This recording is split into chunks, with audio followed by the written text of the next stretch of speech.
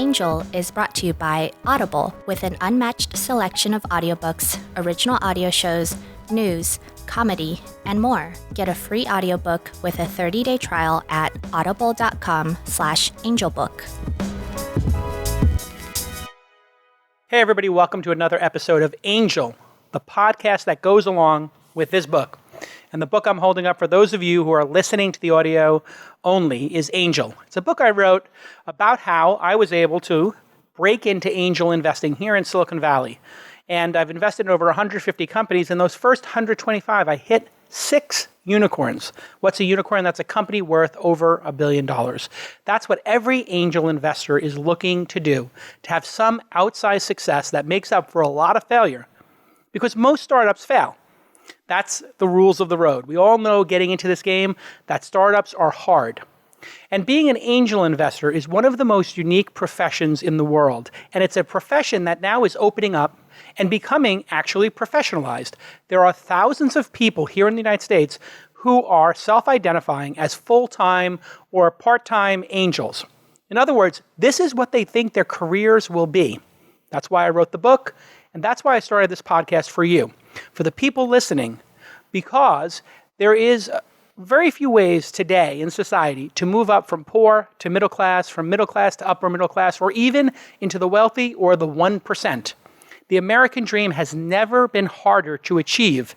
We have income disparity here in the United States that is considered one of the top issues that we have to resolve. Now, I'm not saying anybody who listens to this program is going to be a successful angel like myself or my guest. However, it is one of the paths that will lead to great, enormous, tremendous, I don't want to sound like Trump here, but it is one of the ways that great wealth is created, getting on the cap table of high growth startups. And you know those startups. You know LinkedIn, you know Facebook, you know Uber, you know Airbnb, you know Dropbox, you know Lyft. You know these because as a consumer, you used these products. And one of my premises is that if you use great products and you appreciate them, you might be able to identify the next great one. And if you learn the other techniques in angel investing, like figuring out who is resilient and who's got craftsmanship and does hard work, you might have an excellent chance at getting a positive return. This comes with a lot of risk, just like anything else great in life. But I am so glad to have our next guest on the program because he started his angel career at the same time I did, has had equal or greater success than I have, and is an outsider's outsider, even more of an outsider than me, the kid from Brooklyn who made it good, who made everybody proud in Bay Ridge, Brooklyn, with a 71-year, 3-year average in high school, who they told would not be anything more than a police officer or a fireman. Not that there's anything wrong with those professions. God bless those people for running into burning buildings and having a target on their backs. But the truth is, the expectation was low of me, and the expectation of my guest was even lower. Pejman Nozad is on the program finally. Welcome. Sorry for my rant in the beginning. I was inspired that you're here. No, thank you, Jason, very much. I'm truly honored and humbled to be here. And, I love your space. And, I have to tell you have a pretty amazing team. As soon as I walked in, they just welcomed me like home. So thank you again, and I appreciate it. One of my key beliefs in life is you can judge yourself, or you can judge a person by the people around them. And I know your team also, since we're going to be doing high fives and all around. Yes. Mar on your team is fantastic. Yeah. She has been a speaker at our events and is always in the top 5%, not top 10 or 20, top 5%. She's your lieutenant and partner? Yes, she's very special, so we can talk about it. We will. But I want to start with the beginning of your story. It is truly a rags to riches story, or in fact, a rugs to riches story, yes. To make a little bit of a pun there. How did you get into angel investing? Sure. I grew up in Iran. I was 10 years old when the revolution happened in Iran. And this is that 1978? 1978, yeah, 1978, exactly. And, I was a very good student. I was going to German school in Tehran, and our school was shut down. And, my teenager life was through revolution and war. So we had 8 years war. And, the first 10, 15 years post-revolution wasn't like today.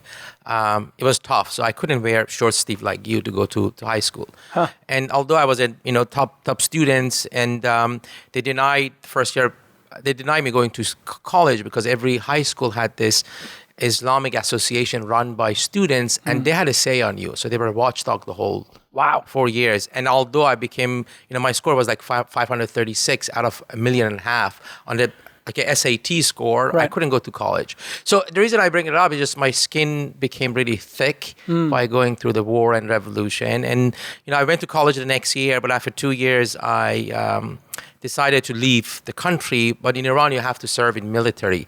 Luckily, I was playing soccer, professional soccer. So, but I asked my parents to leave Iran. So I left Iran and I was alone in Iran.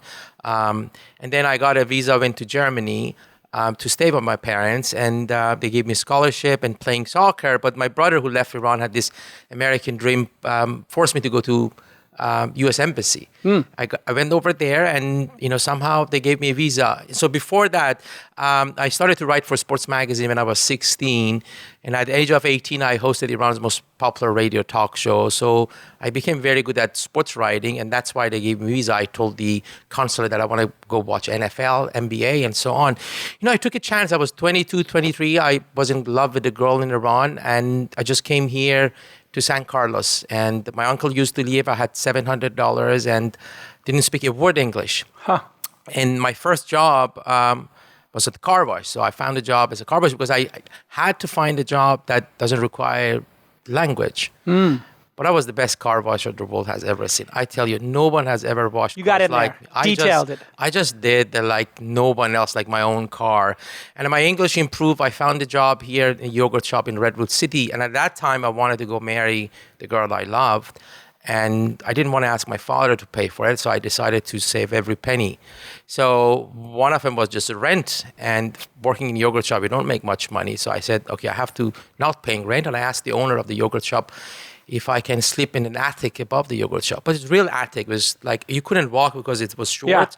Fast forward, I was waking up in the morning, opening up at 5:30 a.m. the yogurt shop till 4 or 5, go to college, take a shower because I didn't have a shower. My clothing was there. And, one day, Sunday, there was a Persian TV advertising said Medallion Rug Gallery in downtown Palo Alto is hiring salespeople. Whoa. And I said, wow, this place is nice. And as an Iranian, you think you know things about carpets. Like every American, they're expert in baseball or football, but they're not. Hamburgers, whatever. Same thing. French fries. So I called, and the owner asked me, have you sold carpets? I said, no. Have you sold furniture? No. Have you sold cars? No. I said, okay, why did you call? And, before he hung up, I said, sir, how can you deny someone you haven't met? It was a pause at the end, and he said, come tomorrow. So I was hired on the spot the next day. And then a couple of years after, he said, Pejman, do you know why I hired you? I said, why? I said, you didn't give up on the phone. So he hired me. My life changed. So I became a rug salesman. The next day, I showed up with a tie and suit. And he said, no, you're not selling carpets. I said, well, you hired me as a salesperson. So you sweep the floor, you bring tea. I said, okay, I'll do it. So gradually, I became really good at it. I created a passion for it without having any background in sales. But I was very good at making friends. And I think that's what it takes when you sell things. And for Persian carpets, because they're expensive, people come. Like you buy a home and say, Pejman, I have a home in Hillsborough or Atherton. I bought a home and I need a carpet for my living room. So you look at carpets, and I come to your home. And when I go to Jason's home, I spend 2 hours with Jason and then kids and family. We become friends. What do you do, Jason? I'm an investor and so on. Fast forward like late 90s, 97, 98, I felt like everybody who was buying carpets from me, they are either venture capitalists, founders, CEO, lawyers. And I was just amazed. Not because how wealthy they were. It was, for me, in my mind, building something was like building things. I saw, these people are creating things with knowledge. And I said, I want to be one of them. It's mind-blowing, right? Yeah, it's mind-blowing. I said, I want to be part of this community. And I told myself, maybe this is the most important street in the world I'm working, and maybe this is the most important time of my life. I have to capture this. Right. So my mindset changed. So every time I was going to people's home, I would start to ask questions. What do you do? I said, I'm a venture capitalist. Okay, how does it work? And so on. And because I was friend with them, they open it up. After a few years, I built a really great network of the most influential people in the Valley.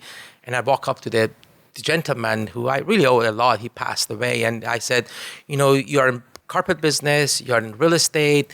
I think we should invest in tech. This is your boss at the carpet shop. Yes, this is the guy who at the rug hired shop me. Yes. Who hired you because you wouldn't give up and you were persistent. Yes, and he actually left Iran. The government nationalized his asset. He was like, top 20 industrial families in Iran. He started from zero. He had to reboot. Yeah, reboot from the whole thing. So he got me really from day one. I think we had kind of the same DNA in us. So he said, that's fine. I think, how do you want to do it? I said, we don't know tech, but have a lot of people who can provide advice. But we have this space, we can do a lot of events. And imagine, this is 99, 2000. It was no TechCrunch, no YC, nothing. So I started to put a lot of events. I remember...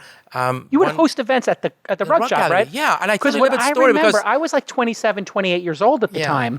And I remember coming to Palo Alto and coming out here and meeting Yahoo, and I was a journalist, and people would talk about this rug store. Yes. And people knew about it. It's kind of like legendary on University Avenue, right? Yes, still there. Still there. And you start hosting events in the rug store for investors and startups. Yes. Incredible. Yeah, and I tell you... What gave you that insight that this would be a good idea? No, because I thought, I thought if this is, let's imagine, we just talk about it, if this is NBA, I cannot be Michael Jordan, but I can be the best agent. Right. So I want to be that agent who connect people together. Yes. And I think have an amazing asset, which are the network I built over there. He said, okay, we'll start with $2 million. You put 10% of it. I said, I don't have 200,000. I didn't have 200,000. Yeah. He said, okay, every month we deduct from your commission. So he made me work hard. I started to sell twice. And for 17 years, for 10 years after, I sold carpets, but I was looking at startups also. But I was not afraid. I thought there's something great will happen. And this is what we talk about it. I didn't have tech background. I actually college dropout. But in fairness, you did have a great yogurt and car washing background. And you were pretty good on the radio. Yes. But another thing, I think this is the magic of Silicon Valley. It was people, give me the benefit of the doubt. They didn't judge me. They said, when I was going to people's home, they didn't say, oh, this kid is selling carpets. How can you do, tech investments? And I give you a story. One of these people was Doug Leone. Doug Leone from Sequoia. Yes. Literally one of the 3 greatest active living venture capitalists on the planet. Doug Leone. You sold him a rug or something? No, I went to his home to sell carpets in Atherton. I spent like 2-3 hours. I couldn't sell anything to this guy. He's Italian, negotiator, fun, tough, nice guy. At the end, I said, Doug, by the way, I invest in tech and so on. He looked at me, listen to that moment. Yeah. He said, I'll come to your office tomorrow, 7 a.m. The rug gallery, we open it at 10 a.m. So I opened the shop. He came in and he said, how can you help us invest in tech companies? I said, I'll put an event. You bring the entire senior team. I'll bring 100 people here. The rug gallery, we had an amazing night. This was like senior parties of Sequoia Capital at the rug gallery. I had like 100 entrepreneurs, Persian food, dance, and so on. And the things kicked off. And 7 years after, when I picked up the phone, I said, I just met 2 great kids, Drew and Arash. They have this company, Dropbox. You should meet them. He just didn't pause. We met them. We met Doug the next day. And in 5 days, Sequoia invested in Dropbox. Amazing. And so then you wind up being one of the first investors in Dropbox. Yes. And what I want to tell you, what was the company worth at that time? Sorry to interrupt. Like maybe $4 or $5 million or something? What's the ballpark range of the companies when you were investing, the value? Yeah, I think it wasn't today. Like seed was like real seed and $3, $4, $5 million round. Yeah. So, but I started to make a horrible mistake. I think I didn't know what companies to invest, but I became very lucky. One day, a guy came in, bought carpets, and I said, what do you do? He said, I'm starting this company called Danger. And that was Andy Rubin.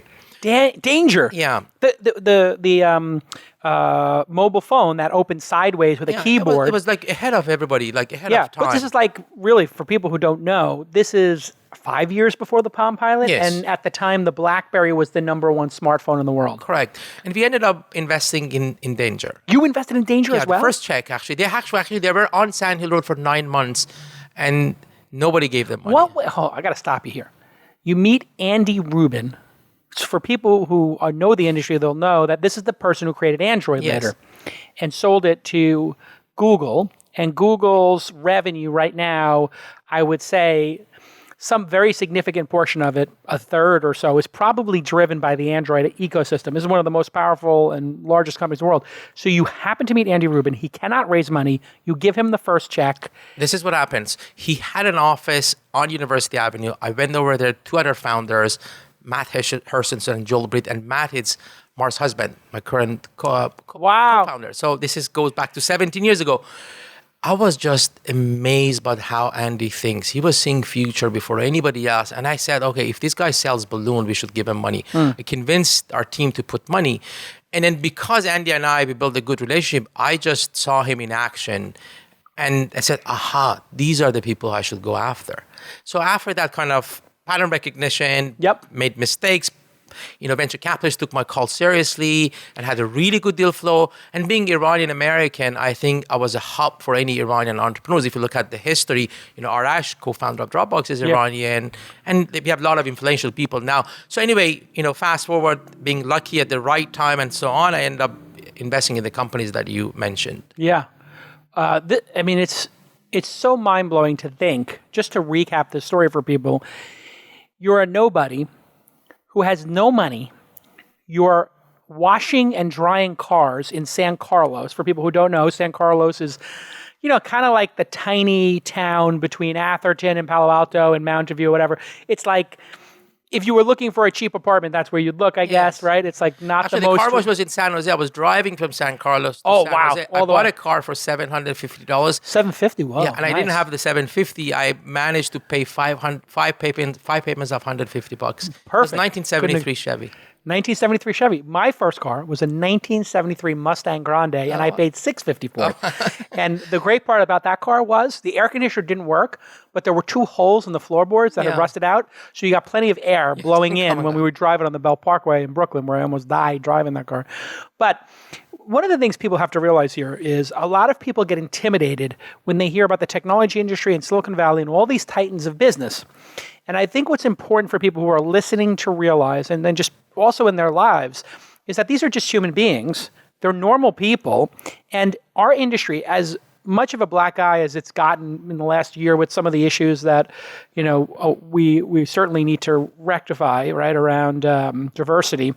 For every bad story I hear 100 stories like yours where people were helped without an expectation of return. The goodwill in Silicon Valley and the opportunity to break in, I believe, is greater than most other industries, greater than Hollywood, greater than, finance, greater than media. It is a very open community. Do you agree? I completely agree. And this didn't happen overnight. When Hewlett-Packard started from Stanford, this is the culture. People think Silicon Valley is about the capital, but it's not. It's the culture being created. You go to every coffee shop in Palo Alto, people like you are advising other entrepreneurs without any expectation. And that's magical to me. One of the things that was controversial in my book was chapter 5, where I said, to be a great angel investor, you need to be in Silicon Valley. And I just said the word yes. Because to be truly great at this, I believe you need to be a part of this community because this is where the outsized returns have traditionally happened. That doesn't mean it will happen in the future. But how much was the proximity to all this great stuff going on critical to your success? Oh, a lot. I couldn't believe that I would have been here not only in Silicon Valley, on that street. University Avenue was the Mecca at that time. I mean, things has changed and things has shifted to San Francisco now. Right. But at that time, every good company, including Facebook and Google and Yahoo, were on that street they started. They all started on University. And in fact, Palantir, Facebook had bought up all the buildings, then Palantir has bought them all up now. Correct. It's crazy to think. I've missed Facebook. You missed Facebook? Yes. Oh my God, tell the story. I tell you the story. Oh, it's painful. So my partners who own Medallion Rug were my partner in the entity. What's the name of the workplace? Medallion? Yes, Medallion Rug. So Amidi family, who we started Nozad together, invested in companies. They own real estate, and one of the real estate is this building called 165 University Avenue. If you Google it, New York Times actually wrote an article that this is a lucky building. Google was there, PayPal started there, and Logitech started there. So I got a call one day, and he said, "I'm Sean Parker. We have this company called Leave Facebook, and our investor Peter Thiel said, you have a building, has a lot of karma, and we want to move there."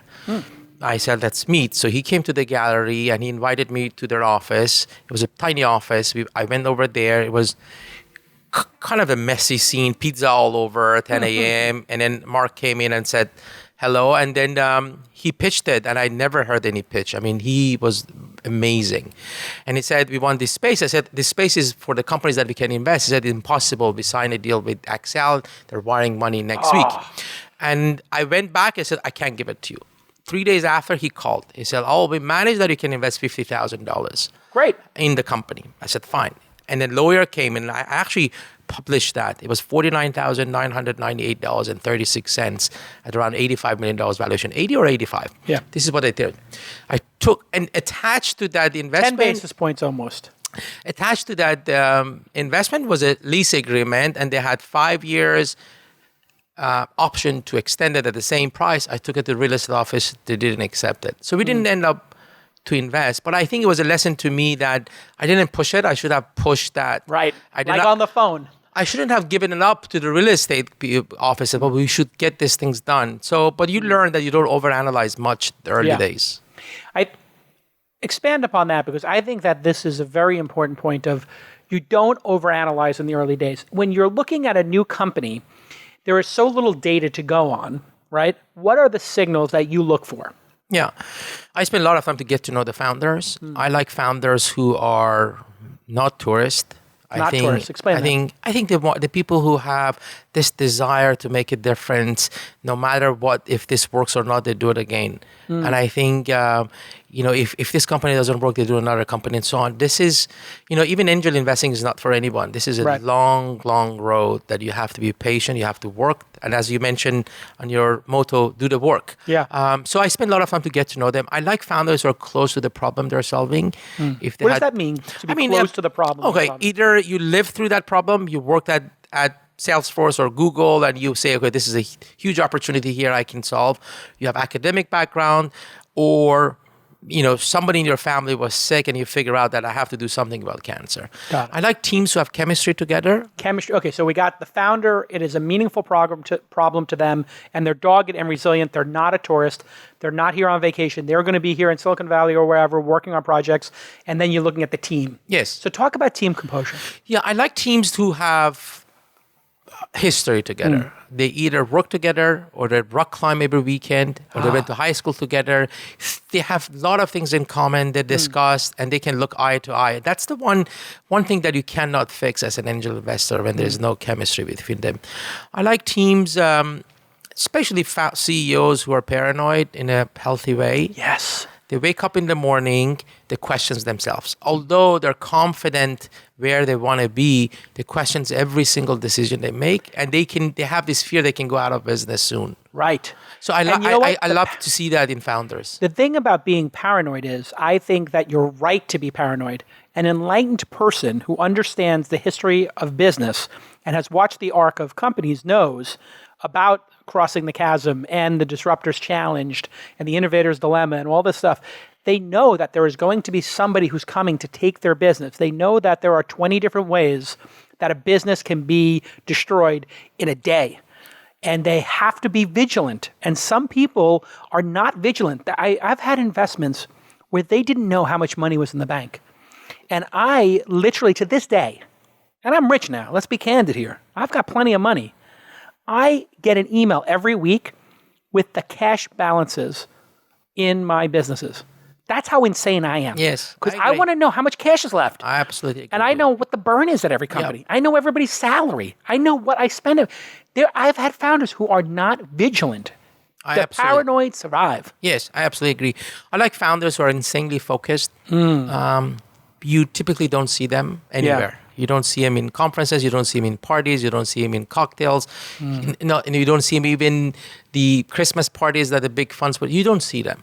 Yeah. I think their heads down, focusing on it. And I love founders. I think the best founders I've ever worked with who build multi-billion-dollar companies are intellectually curious. They just spend so much time and invest in themselves to grow as a person. See, this one I think is one that I've learned over the years, which is the real skill in the world today is not any particular skill. It's the ability to add skills, right? So with our children, what I'm optimizing with my daughters for is, can they learn new skills quickly, and do they have a joy of learning a new skill? And it's very challenging because human nature is when you learn something new, you fail. And so I had to have a long talk with my 7-year-old about, listen, the precursor to success, what comes before success is failure. And you have to learn how to do these new skills. And of course, when you first shoot the bow and arrow, the arrow is going to go flying and you're going to miss the target. But after you shoot 10, you're going to start hitting the target 2 out of 3 times, and that's the goal. All right, we're going to take a quick break. And when we get back, we're going to go through some of the most common questions that new angels need to know the answers to, like what terms do you look for in a deal, and which one should you negotiate for, and which one shouldn't you? And how do you decide if you're going to follow on or not? And then how many companies do you look at in order to make an investment when we get back on Angel Podcast?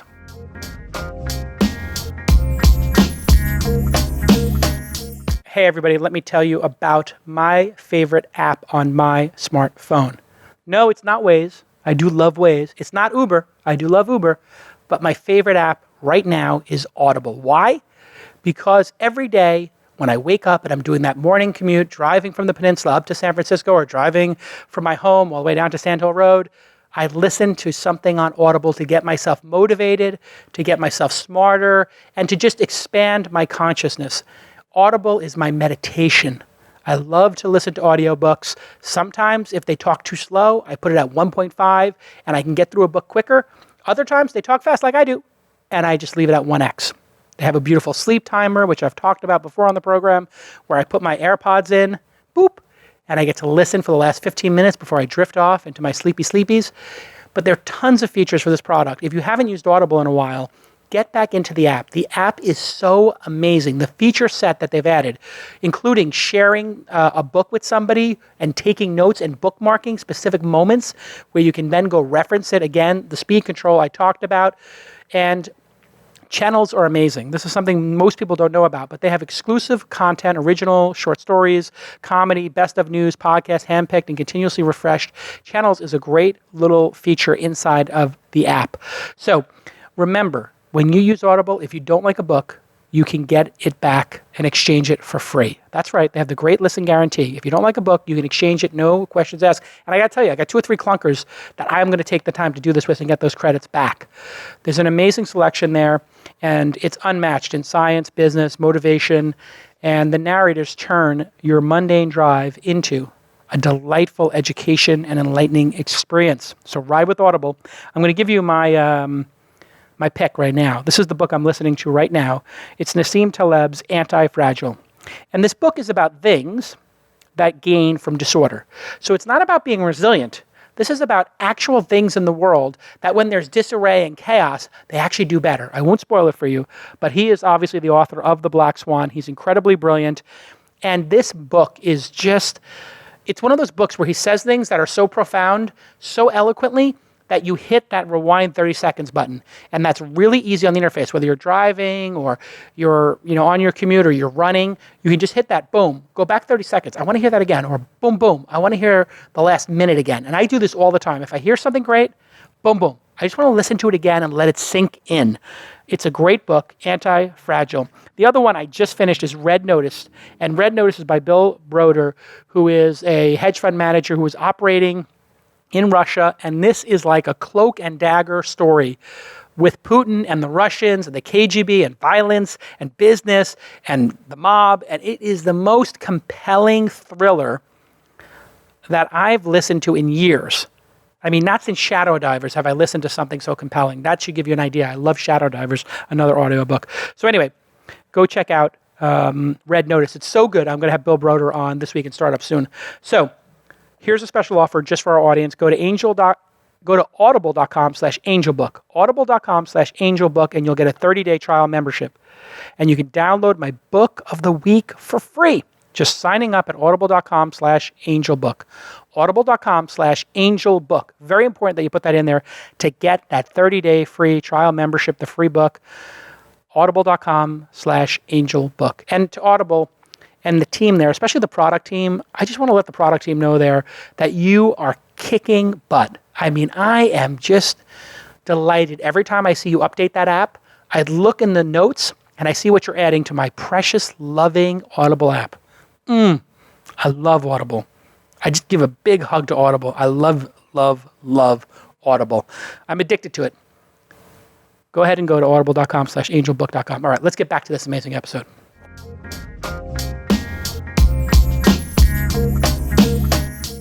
Hey Hey, everybody, welcome back to Angel, my new podcast. I'm Jason Calacanis, angel investor and host of This Week in Startups.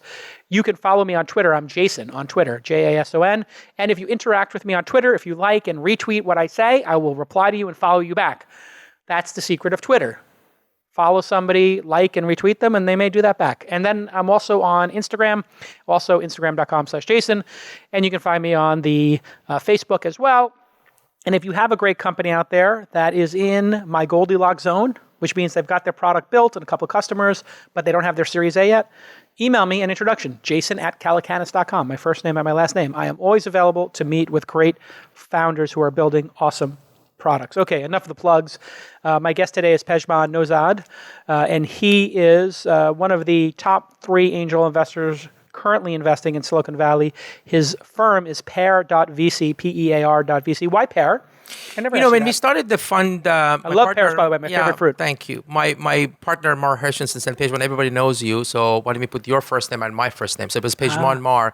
But we never wanted to have our name at the door. And we want to build a institution that lasts for a generation, bring partners on board. And excellent. I never want people to work for me. I want them to work with me. Right. And when we searched for the name, and I always thought ideas, founders are like fruit. They need water, they need soil, they need farmers. And I thought pomegranate is the right name because there's a lot of seed in it and seed companies. Great, yeah. But it was overused, hard to spell. And then this firm, I asked them to bring a name that it's fruit. And when pear came up, I said, well, this is the name because we are pairing with entrepreneurs. Yeah. And the PE is Pejman, the AR is Mar. If you, I love it. Look deep. Anyway. Yeah, and what's great about it is it literally is my favorite fruit. So. Oh, is that right? Good. I have a pear tree in my backyard, and literally for the last 3 months, when I'm working in my home office, I hear these thuds, and it's sometimes the wind will kick up in Hillsborough, and a pear will go flying into the window. Yeah. And then I have these crows who come and eat all my pears. So this is my life now. I'm like an old man with my pear tree. Yes.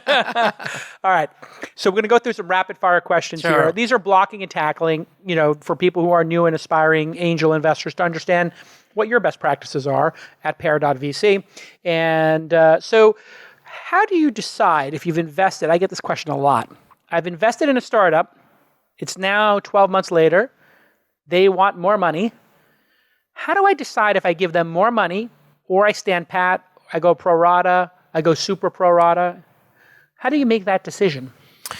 As a firm now under Pear, we looked at every company. Our pro rata investments or follow-on is as a new investment. So we look at it as a new investment. We look at the progress the company has made, the type of a team they attracted, the type of the investors. If there is in revenue, we look at it, and the possibility of if we invest today, what will be the upside from that, and then make that decision. Last year we had like 11 or 12 follow-on. We didn't do in 3 of them, so we didn't feel that the company made enough progress or investors. So you did 3 out of 4 though? No, we did 1 out of 4. 8 out of 11. Oh, 8 out of 11. 3 we didn't do it. 3 didn't, right? Yeah. And when you're an angel investor, it's maybe harder because you might not have the data. You need to make a decision. If you're not major investor, you don't have information rights. It's hard. Explain sometimes what you don't information rights are so people understand. So information rights is actually the right you have to get information from the company, as an investor, revenue projection, team dynamics, and anytime you reach out, they can show you the financials or other important business matters inside the company. Got it. And for us as an investor, it's very important to have. Yeah. And as an angel investor, you don't have maybe enough capital to follow on, but that's a great thing about have syndicates and so on. So if you're good, you can have a syndicate. Yeah, I insist on information rights now. And not only do I insist on that, I have it contractually in all of our documents. I also insist on a monthly update, which I talk about in chapter 27 of the book, which is just super important because if the founder has the discipline to email the core metrics to the investors, they're much more likely to invest in the future because they feel like they've been kept up to date. Yeah. The worst thing a founder can do is contact their investors after total silence for 6 or 12 months and then ask for more money. I absolutely agree. And I know you have this discipline that you ask your founders to send the monthly update. And it for us is the way, we meet our founders regularly, but I think that's one of the best discipline CEOs have to inform their founders. Because if you have good investors, you're very transparent with them and you talk to them when things are good or bad and ask for help. Yeah, that's critical for founders who are watching the show. And the majority of people watching the show are actually founders for Angel. Paradoxically, I think they want to figure out how angels think. It's just a great sign of discipline that you can explain to your investors. And I tell people it shouldn't take more than half an hour to write because you should have this data at your fingertips. Keep it short. It should be less than 5-minute read, 500 words or less, and 1 or 2 charts and just the key metrics. And ask for help. And ask for I think help. you'll be surprised at how much investors are willing if you specifically ask, I'm looking for this contact at this company. Right. Yeah, it is amazing that people ask for help when they're literally 10 feet underwater for a minute. And you're like, I can't reach you in time. You're going to drown. It's over. You're waving to me and you're halfway down the river. If I jump in the river, I'm going to drown with you. Yeah. I always tell people, if you're going to be drowning and you get a sense that you are going under and you're in over your head, wave your hands and ask for help. Don't try to be a hero and swim back to shore when you know you can't. When you're caught in that riptide, you got to raise your hand and say, send a lifeguard. Another issue I think founders have, which I give them right, is when you have too many investors and they have invest in small checks, then you can't give everybody information rights. It's very hard to manage that. Because if you have like 30 people leak and so on, discipline in the background. So you give to people, I know there's a challenge for founders to give everybody information rights. And there's some information that you don't have to give people. You don't have to tell them, hey, listen, in an email, these are the 3 things that were absolutely working for us in terms of growth tactics, and these 4 aren't, or this employee has crushed it for us. Like, you don't have to broadcast that. Yes. Your secret weapons. One of this monthly news update, we get from our founders, he's so transparent. As soon as you open it, it says situation red or yellow or green. Seriously. And he said, we're in deep trouble for this. We lost our engineers. Can you help? Wow. It's pretty amazing. And then we have helped that founder so much. Yeah, it's like DEFCON 1, 2, 3, or 4. It's like we are going to nuclear war now. All right. How many companies do you meet with before investing in one? In other words, what's your ratio of we looked in-person meetings? We met 2,000 companies last year. 2,000? Yeah, we invested around 10. Wow.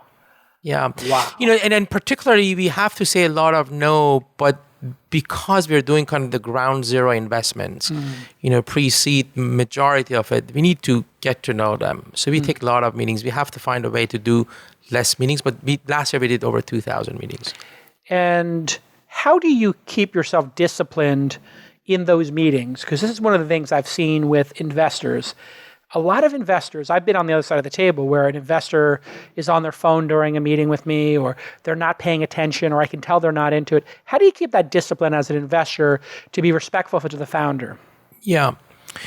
I started my life here from nothing. So I have so much respect for the founders who come and they can get a comfortable job and they come to my office. They put everything on the table. Right. So as an investor, you want to be respectful, spend time with them, listen to them, and provide good feedback. Right. So we have this kind of the culture inside our firm that we put founders in the center of the universe and we work for them. Right. And when people come and pitch us, we are just very respectful. We keep it on for 30 minutes. So we found out that if it's like 45 minutes, 1 hour, so we do follow on a lot, but the first meeting is 30 minutes. I think the good founders, they send a lot of information before that meeting to us. We always ask for deck or so on, but good founders send a lot of material. So when you go to this meeting, we are educated, we ask the right questions, and it's really up to the founders and CEO to conduct a very productive meeting. Do you care about the total addressable market, what we call here in Silicon Valley the TAM? Some investors seem obsessed with understanding the market size before investing. Is that important to you, or should it be I think it's important for us. I think it's important for us, but sometimes there is no market. Explain. When Airbnb started it, there was no market. Right. What was the market for renting your couch? Yeah. Was it? No. It was like 50 people probably doing it across the nation on Craigslist. Yes, and you grow the market. So, and in going back that you and I discussed the quality of the founders, or when you invested in Uber, you didn't know, everybody can drive and become an Uber driver. Right. Nobody knew that it was going to replace cars. Exactly. We knew it would be competitive versus Lincoln Town Cars and Carry car service or whatever. That was obvious that it was cheaper and better and faster and, more efficient, but it wasn't clear that people would be using it to commute. At our firm, we look for founders who are building or solving real problem in the market that they can become monopoly or category defining companies and they can become venture backed. Some of these tech companies are not venture backed long run. Yeah. So let's discuss that for a second. What makes a company venture fundable? Because you and I are early stage angel investors. That means for people who are listening, angels and early stage funds tend to put $25,000 to $500,000 in a deal. What's your average check size now? I'm around 250,000 to 750 up Perfect. to $1 million. So yeah, so it's not enough for the company to get escape velocity and be profitable, generally speaking. So enough to get a bunch of milestones that would attract a VC. What are those milestones in 2018? 2017 going into 2018 in your mind here in Silicon Valley for technology companies? What makes them get that Series A, $5-10 million funding? I think they are looking obviously for an exceptional team. I think they all calculate if things doesn't need to work now, but if it works, it could be a public company or it could be a massive exit for the fund. And these are the funds who want to own 20 to 30%. It has to be massive. Explain why. Because if you have let's say $500 million fund, and you have to return it to I'm talking about, not about us, I'm talking about a big VC, Charles River Ventures, Excel. Or like NEA or Sequoia NEA, and so on. Sequoia, whatever. You have to return this money and have huge multiples. And if they own 20, 30% of your company and you ended up $100, $200 million exit, they make $60 million on a $500 million fund. Yes, and it's not enough. It's not enough. So they just want to make sure that you get 20, 30% of company who become multi-billion dollar company. And when we look at our portfolio, when we invest, it's okay that things doesn't work now, but at least we should be convinced and imagine if a thing works, could become really, really big, and we take that risk. Right. And at the beginning, when you and I are investing, you can have a partial team. But when you go to get venture capital, the team's got to be more filled out. What are the key positions in a team that a venture capitalist will look at and go, this feels like a good team? I think when you get to Series A, they want to make sure that there is leadership in the company. I think a founder CEO could be the first-time CEO. All these companies were started by first-time founders. Yeah. Facebook, Microsoft. I think they want to make sure that somebody owns technology. Right. A VP of engineering, CTO. Yeah. And then could be the VP of engineering can change down the road after a few years, but somebody who can manage a team of 10 to 50 people. Right. It's okay if you grow up and you need to bring more senior people. Right. I think it depends on the company. Some companies, they don't need the salespeople, but if you need to have somebody owns that. Yeah, some chief revenue officer, sales executive. Got it. All right. At the end, I think I agree with you. Just the team should be exceptional to get the funding in Series A top tier firms. What are the terms in a deal that are critical for you to have now? When you're doing that term sheet, what are the deal breakers you have to have, and which ones are you less concerned about when you're going through that? We always want to make note? sure that is a fair valuation, but that has never stayed between us and the founder, as long as they are fair. Fair. Yeah, because I think the valuation in the early days, if it's in a range, doesn't make you rich, as long as it's in the range. So what is the range today for a seed stage company, 5 employees, pre-product market fit? I think I've seen it between 6 to 8 million. Yeah. That would be the Is that average. what you're saying? Yeah, the average. There are some crazy ones, 12 to 15, 20. And yeah, I've seen those come out of Y Combinator sometimes. And so I think for one us... time I was talking to one of those Y Combinator founders, said, how'd you come to this valuation of 15 million? And you know what they said? They said last year the record was 12 or 13, so we wanted to beat last year's record. And I thought, right now Pejman is like kind of smirking, that's interesting. And I was like, here's the thing. If you set the benchmark at 15 million, I need 100x for me to make the investment. In my mind, I always go through a little discipline where I say, how can this grow 100x? Because if it grows 100x and I experience some dilution, maybe I'm 50x, 75x. If I go pro rata, maybe I'm still 100x. But at 15 million, you got to get to 2 billion or 1.5 billion for me to be 100x. That's hard. But if you're 4 million, okay, 100x is 400 million. Okay, that's not as hard. And the other one we look at, it's obviously as a VC firm, we look for pro rata rights, information rights, and so on. Many of our investment that we lead, we take a board seat, but if you don't want us on the board, it's okay. So we like that discipline. You like that board seat. We like that discipline, and it sends us a message that how CEO wants to interact with us. But if you say, we don't want to have a board, it's not a deal breaker for us. So if it's a great company, they're not ready for a board, you'll pass on that. Yeah. See, it's very interesting. You and I are very similar in so many ways. And one of them is, a lot of people thought it was cool to not have governance and to not have boards. And all the early stage investors and a lot of people are like, I don't, Mark like, I don't sit on boards. I don't need board seats. I don't know. Everybody's like, I don't need boards. And I think one of the problems we're seeing right now is these companies start to not have anybody care when everything hits the fan, right? And so when things go wrong, if there's a board, the board will have anticipated it in all likelihood and discussed it and have a strategy. Whereas if you don't have board meetings, how would you ever have anybody care enough to save the company? If you have chosen the right investors that you think it's a right partner with you, I just don't see why they don't want to have a board seat. We are okay not having the board seat if the founder insists on it. Yeah. But I think it's a good discipline. If you're claiming that you're building a public company, it's better to have that discipline today. That's a great way to phrase it. See, I'm going to use that because I've had this discussion with a number of people. I had one company in my portfolio I invested in when they were $5 million. Now the company is doing $20 million in revenue. There's still no board. So a $20 million company is worth $200 or $300 million now. 10x revenue is what some of these high growth companies will go for. So I'm like, we're a $150 to $250 million enterprise. I own 8% of it. This is a $16 or $20 million position for me and my fund. And we don't have a board? Yeah. What are we doing here? We need to get some discipline because we could skip a Series A. We're at Series C and we still don't have a board. What if something goes wrong? What are you going to explain to these investors that they lost tens of millions of dollars? I think part of it is this notion that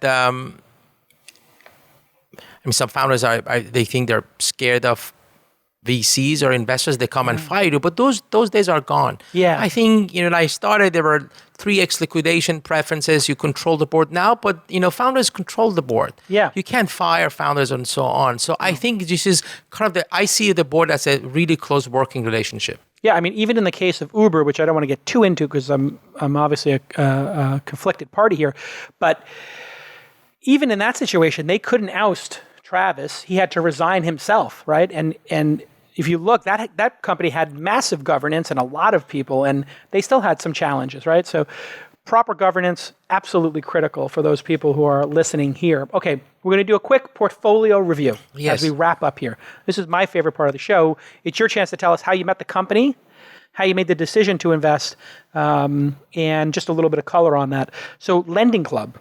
Everybody's heard of Lending Club. They have TV commercials. I think they're public, yeah? Yes. They went public. How did you meet them? And that's one of your billion-dollar companies. And how did you make the decision to invest in it? Why did they succeed? I think we met them with my partner Saeed Amidi at Plug and Play at that time, and we met. What is Plug and Play? Plug and Play, it's it's actually incubator office space community that Saeed Amidi started it in Silicon Valley and hosts like over hundreds of startups over there. You can rent space to have different categories that you get mentors over there and you get funding. Got it. And actually, when we met Renaud, I'm from Iran. In Iran, you ask, when you start a business, you ask money from other people. So to come and help you, and you get loan from other people. And, when Renaud explained his philosophy that there is no such a thing, a platform that you can, as a small business in particular, you can get loan from regular people and they can make money for us was very obvious. And then getting to know Renaud was just pretty amazing. And at that time, everybody thought he's crazy. Bank's going to sue them. Every bank started to sue them. At the end, every single bank was on his board. Wow. So this is, it speaks to that dogged resilience you need to have. A lot of times when you're changing the world, people will try and stop you. Yes. And I think, these founders, they see future before us. He was seeing something that I didn't see. So, and then insist on it that this works, like Airbnb founders. Right. They just knew something that we all didn't. Airbnb is the example I give to people over and over again of why they don't need, as an individual, to understand if the business is going to succeed. They need to understand if the founder will succeed in their life. And the reason is, when I heard the idea for Airbnb, and I didn't have an opportunity to invest in that company, but I am in awe of it, because when somebody told me the idea that I would sleep on somebody else's couch, I said, like a serial killer's couch? And the person was like, no, like these are normal people. Like they log in with Facebook, so you know who they are. I'm like, I think they're serial killers. I'm absolutely certain there are serial killers on Facebook. They're like, oh yeah, but you rate each other. I'm like, you realize like Hannibal Lecter is one of the like most charismatic serial killers ever. Like he was loved by everybody who he didn't eat. And they're like, yeah, no, it doesn't work that way, Jason. And I was like, okay, well, who are the people renting? And they're like, oh, well, just people who need extra money. I'm like, well, I could rent to people, and then who stays on my couch? Oh, people. Okay, so I'm going to rent my couch to a serial killer. So either I'm sleeping on a serial killer's couch. Anyway, long story short, I just could never get my head around it. And that's when I realized you don't have to get your head around it. If the founder sees it, great. If you love the founder and they're executing at a high level and the metrics are there and the team's there and the early customers love it, why do you as an individual, rich venture capitalist living in Palo Alto or Atherton, you don't need to understand who, it could be for a totally different demographic. Yeah. All right. This is an interesting one. Gusto. This has done really well. How did you meet Gusto? And what does that company do? And they've done really well. I got an introduction from one of my founders, CEO. I met Josh here in a cafe in San Francisco. 10 minutes into the conversation, I said, I'll commit. I didn't see a Wait, product. You ran into him or No, you no, had no. a meeting? I had a meeting. An introduction. Yeah. So 10 minutes in, you told him I'm in. Yeah, it was very clear to me. Do you do that often in the meeting, tell them I'm in? Yeah, sometimes, but this was very, very rare. People you should get to know Josh. He's going to do this for the rest of his life, and he wants to build a category-defining company. I knew the market is pretty big, and as a small business, I had this payroll and so on, and it sucks. Nobody likes it. And the way he explained that his thought process, then he called me and he said, I'm sorry you can't invest because the round is full and so on. I said, that's fine. And I started to make introduction without being an investor in the round. A week after he called, he said, who was it? One of the investors couldn't invest because of the conflict with his firm. So you had a portfolio conflict. No, actually, it was a CEO of a public company. Oh, got it. And he said, you help us so much. And he's my largest check I've ever written for any startup. Really? As an angel. Wow. What'd you put into that? So $250,000. Wow. So as an angel, that's a big bet for you as an angel. Pre-fund. I love it. Lovin. This was sold for $1.5 billion. So this is a realized investment, huh? When I was selling carpets, I asked, and I was managing like 30 people. One of the things I ask every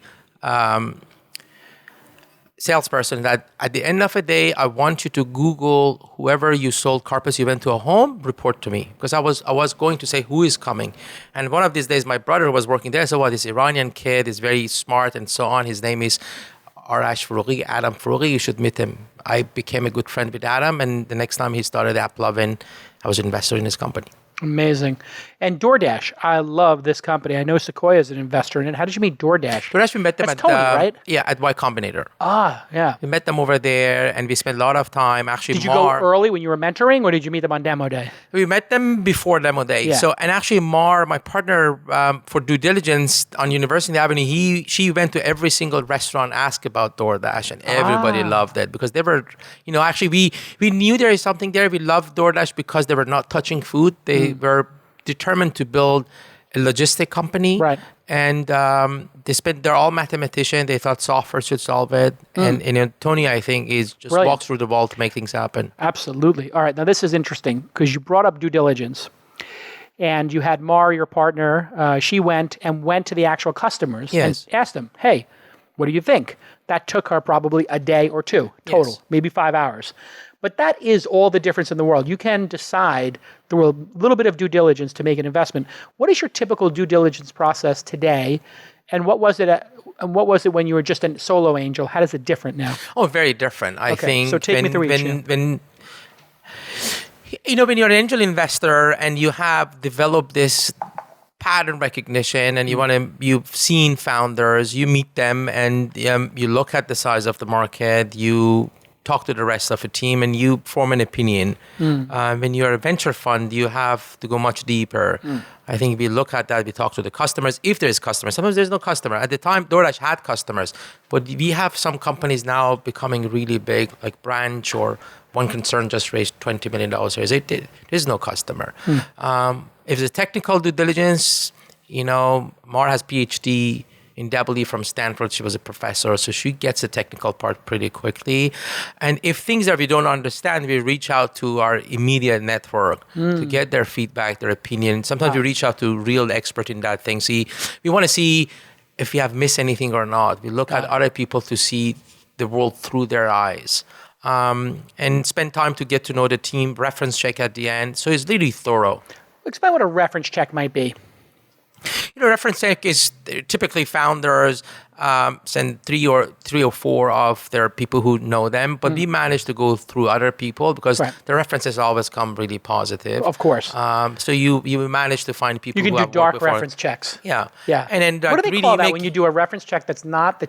We have to come up with a term for that. A reference check that's not given to you, like an independent reference check or a backdoor reference check. Maybe a true reference check. So No, it's a true reference check. Yeah. Because I do this now. Like if I was raising a fund right now, I would call the other fund managers and ask. I would call the other funds I know and say, "What do you think of these LPs?" Sure. If you're raising money from a venture capitalist, you should call the other founders and ask them, "What do you think of this VC?" Exactly. And if you're investing in a founder, you should ask other founders and other VCs or other customers. Actually, one of the advice we give to the founders are raising money next round from VCs. We ask them to talk to the founders who their company didn't work and see how the VCs help them. So if a company failed, that founder is going to have more authentic feedback.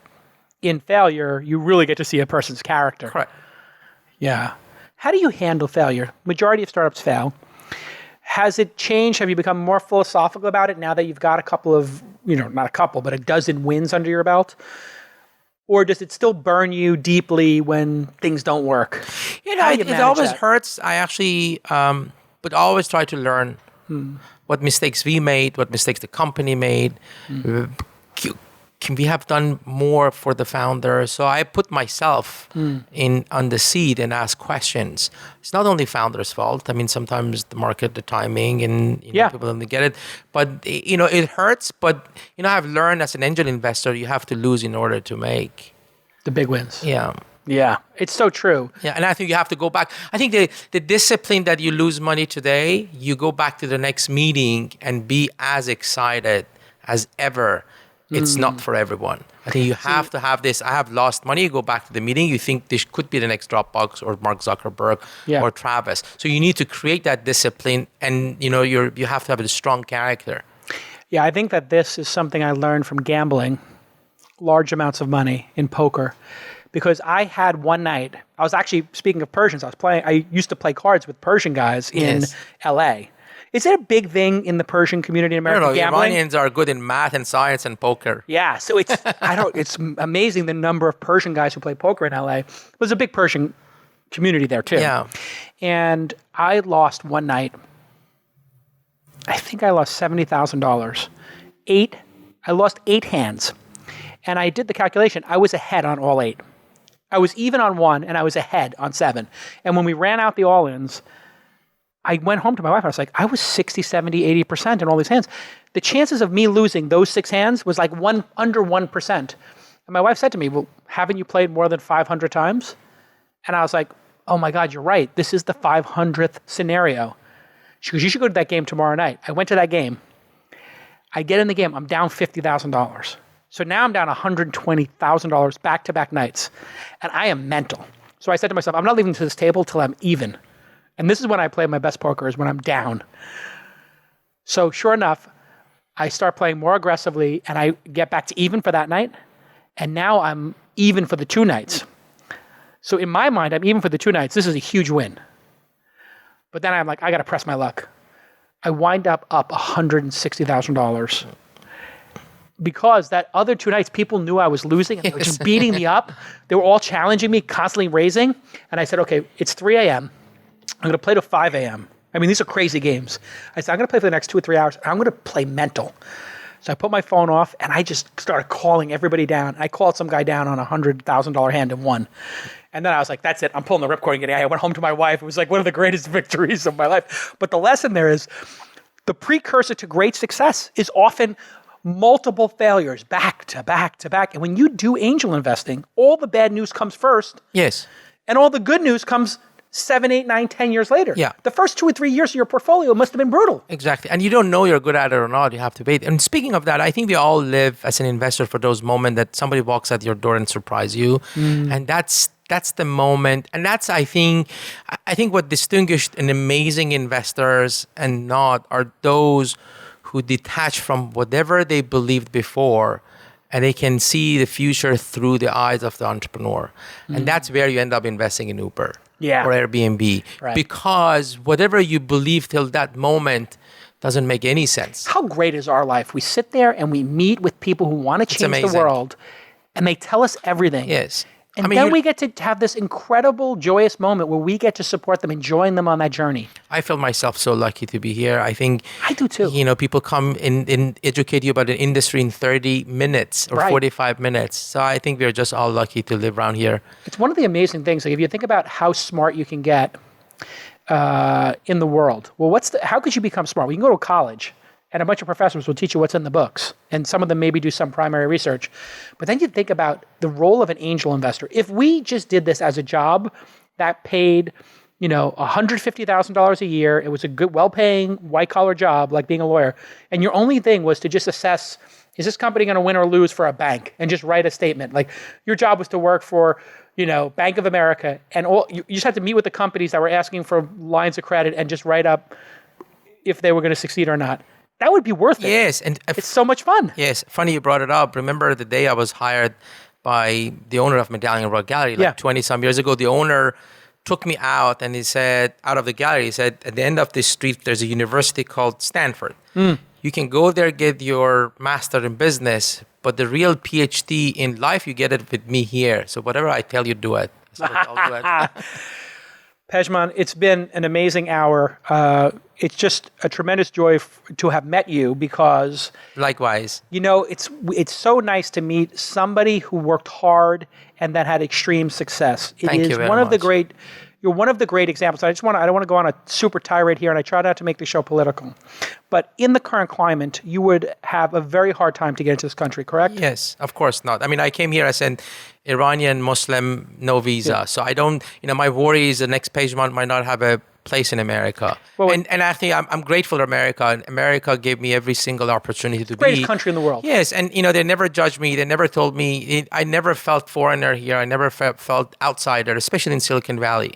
Right. How disturbing is it to you today when you see how Muslim individuals, people from the Middle East are just treated in general? It's got to be heartbreaking for you. Yeah, it is. I mean, this a small example is the travel ban. I mean, my uncle cannot come here for New Year. Right. Why?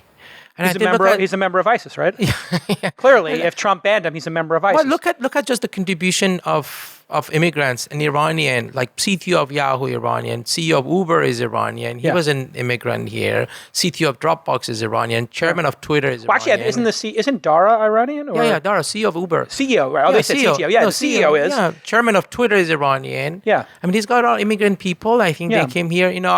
I hope that America doesn't lose that spirit. As they say in Hamilton, immigrants, we get the job done, right? Like yes. They do the work. If you're coming from nothing, this is one of the great things we have to fix in the next couple of years, is we've gone backwards on one of the key growth techniques, one of the key hacks of America as an operating system has been to allow people who are hungry enough to make that journey around the world with nothing in their pocket and to clean cars, then serve frozen yogurt, sit in the attic, get the girl they love over, and hustle. We give them that it's a hard journey, but we allow them to take that journey. And to deny people who want to climb that mountain is the biggest mistake. It is so foolish beyond words to not let the aspirational, hardworking people like yourself and the countless others who have come out of, dictatorships, harsh regimes, sometimes that pressure is what makes the diamond. Yes. Pejman, you are the diamond. We cannot lose the diamonds, right? We get these diamonds in the rough in this country. And it really is heartbreaking. We have to, as a country, come together and say, we are all, with the exception of the Native Americans who did not get a fair shake here, we are all immigrants. I'm 2 generations away from it. You're you're here. You're not even first generation. You're an immigrant. I'm second generation, I'm third generation, actually. And none of us can claim this as our homeland, with the exception of the tribes. That's it. Everybody else here is an immigrant, period. I appreciate bringing this one up. Thank you. All right, listen, I could go on and on. One of the great things you're doing, by the way, is this great incubator in the summer. I want to get a plug for your summer incubator accelerator. Sure. It's public knowledge, correct? I'm not spilling the beans. Yeah, on I'll it. tell you a little bit. So Pear is an early stage seed fund. We started with my partner, Mar Hershenson. We know each other for 17 years. We're kind of like a yin and yang. I'm college dropout. She's Stanford PhD. I invested in 120 startups before this. And she's invested in one company, but we have such a complementary skill. She started 3 companies. We raised 2 funds. First one was 50 million. Second one is 75. We have university endowments, fund of funds, amazing LPs. And like any traditional seed fund, we invest in early stage companies, but we started to look at communities that are already filtered and go deep. And the first community we went after was Stanford. The first thing we did, we thought, what if we get the smartest students from Stanford while they're students under this roof and something good will happen? So in 2014, we selected 12 students actually from Stanford, from freshman all the way to postdoctorate. You don't need to have any idea. It's okay you have an idea, but you need to be a builder. You want to be an entrepreneur. While you're at school, we give you mentorship, we give you space, we give you around $50,000 credit of Amazon, Facebook, and so on. We don't invest, but we don't take any equity. And you don't need even to start a company. So this is the 5th year we're doing it. Imagine like there are 100 people out of Stanford. They're either founders or work somewhere. So we build a great community. We build a great brand inside Stanford. And like 9 or 10 companies came out of that without us wanting it. One of them actually, we seeded it, and Joe Lonsdale invested $10 million Series A. This is a company called Affinity. It's actually, I've heard of it. It's kind of... relate IQ on steroid. What happens was some of the member of that garage, they finished school. They said, okay, we finished Stanford. Now we're seriously starting company. Can we hang out at your office this summer? And we said, okay, you can come here. And I said, can you give us $20,000? So casually we started at the Stanford graduate students the first summer of 2014, and we put them in front of investors who came and talked about, they provided feedback, and TechCrunch all of a sudden wrote that, well, this is the best demo day in recent years and so on. So now every year we select 15 companies. We invest in 15 companies up to $40,000 uncapped note. Yeah, so there's literally no downside for them. It's just an uncapped note, whatever they wind up raising money at, it converts out. And for you, it's a small check. Yeah, and actually, but you have to be for 10 weeks at our office. We work with you every week for 1 day. The whole team's over there. We have workshops every week. We have speakers every week. Are they there every day? Every day. Wow. For 10 weeks. Amazing. We had like 40 people. Amazing. And then we put it in front of investors, and we invest in some of the companies, some not. So great. Awesome. All right, listen. Pejman, it's been great to have you on the program. Everybody follow Pejman, Pejman, Nozad on the Twitter. And go ahead and visit Pear, PEAR.VC, and make sure you follow Pear VC on Twitter, PEAR VC, to hear about all the exciting programs and programming they do. And I can tell you, one of our incubator companies, I think from the launch incubator 4 or 5, went Fitbod. They went to your program, and they told me that it was fantastic, and they went, I think, 7x in revenue while in your program for 10 weeks. Yeah, that's an exceptional team. So kudos to you to pick that team. I use the app actually every day. It's great. You and I are going to be in shape. I never, because I played professional soccer. Right. I always was runner or cycling. I was not really used to weight, but now I wake up in the morning for 30 minutes. I have my program, and they use AI and machine learning to just tell you the next exercise. It's pretty amazing. And you tell them at Fitbod, they will tell you what equipment, you tell them what equipment you have, they tell you what you can do. Yeah. So if you go to a hotel and they only have dumbbells, or you have no equipment, they'll say, okay, do push-ups, do this, do sit-ups, do crunches. But if you have, say, access to 5 different, they customize it for you. They customize, So if you have kettlebells, they're like, oh, here are some kettlebell workouts. And for you and I, old guys, right? We're both in our 40s now. I don't know if you hit 50 yet. 49. I'm 47 now in November. Everybody get ready for my birthday. Yes. You and I are going to hit 50 soon. Yeah. We lose, about muscle atrophy? We lose like a pound of muscle from this point forward every year. Wow. That's why guys like us all of a sudden become these frail guys.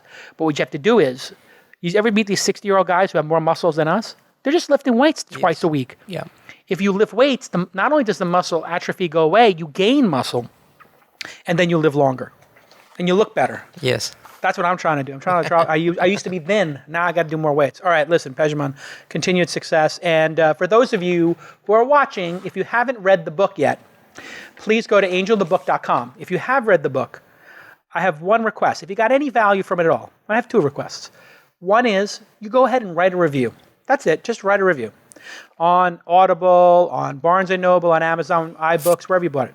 The second is, go ahead and join jasonsyndicate.com. If you join jasonsyndicate.com as an accredited investor or a non-accredited one, we're going to be having some non-accredited deals shortly. We're working on that. That's going to take a little bit of time, but we'll have an announcement about a partnership with Seed Invest in all likelihood to do something there. But on the accredited side, you get to see every deal memo I write. So it costs you $0 and you get to learn and we get to know you. And then next summer, every July, right around Bastille Day, which is July 14th, we host a retreat up in Napa for 3 days for 50 angel investors and 50 founders. It fills up immediately. So go ahead and join jasonsyndicate.com and you'll get the first notice about the Angel Summit. Okay. Thank you so much to Emmy award-winning producer Jackie, to our sponsor and partner in this podcast, Audible, which I love. It's one of the great services. I read 3 books a month, 2 on Audible, 1 I read manually in a print book. I still like to get a nice print book. Sometimes I get an ebook, but usually print. And literally, the smartest people I know in the world share one thing in common. They read books. But we all have this downtime on buses, cars, training, on bicycles, on treadmills. That's when you put Audible on 1.5 speed and you become smarter. You take notes. And the one thing you're going to love about Audible, I hate to do a second commercial, is the sleep timer. Every night I put in my iPod, what do you call these, AirPods? And I put the sleep timer on 20 minutes and I listen to 20 minutes of a book. Then by the end of the month, I'm done and I get to sleep nice and easy. Sometimes I wind up dreaming about weird things, but that's the price you pay. All right. And thank you to Director Jake. Director Jake has been working very hard on the new studio. Master Jake, I call him. Thank you, Jason. It was pretty humbling experience, Pierre. I'm honored to be on your show. Thank you so much. See, you're like the humble version of me. No. Like if I was humble, I would be Pejman. And if you were obnoxious and conceited, you would be Jason. We're very similar in that fashion. But essentially, we almost have the same exact number of investments. We start at the same time. We have similar sized funds that we're working on and similar incubators. So it's been great. And we'll see you all next time on Angel, the podcast.